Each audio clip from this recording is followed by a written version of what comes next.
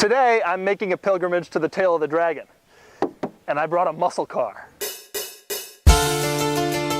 If you know about the tail of the dragon, that'll probably surprise you. That's because this is a tight, curvy, forested road famous primarily with motorcycle enthusiasts, not people with huge American muscle cars. Oh, and it's also in the middle of nowhere. And while this Camaro may be the V8-powered SS model, it's still no sport bike, as I quickly found out. This thing was not really meant to be doing this kind of driving. Your main goal when you're at Tail of the Dragon in a Camaro is not having fun and driving fast, but rather keeping it between the lines. It's like an autocross in the forest.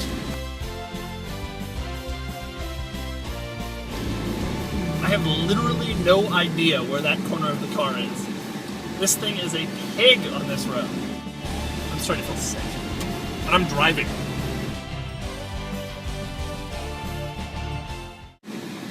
Which would you least rather be driving? This Camaro or that touring bike? Jesus. When does this end? Eventually, it did end.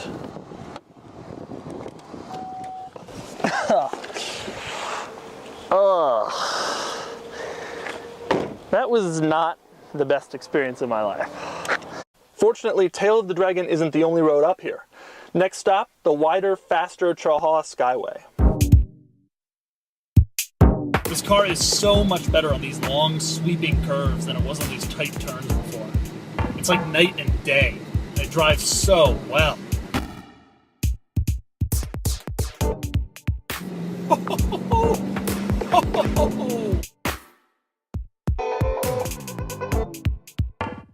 I can't believe I'm in a Camaro. Camaros of years past would have been begging me to stop right now. No offense to third-gen F-body drivers. Not that you have email. Wow. This is excellent.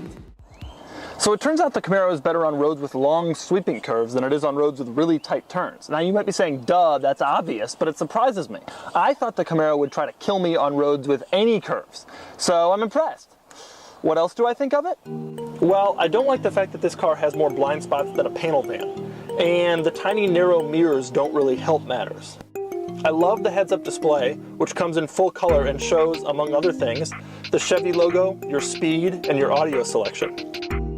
I don't like the fact that the interior uses some of the cheapest materials that currently exist in the known earth.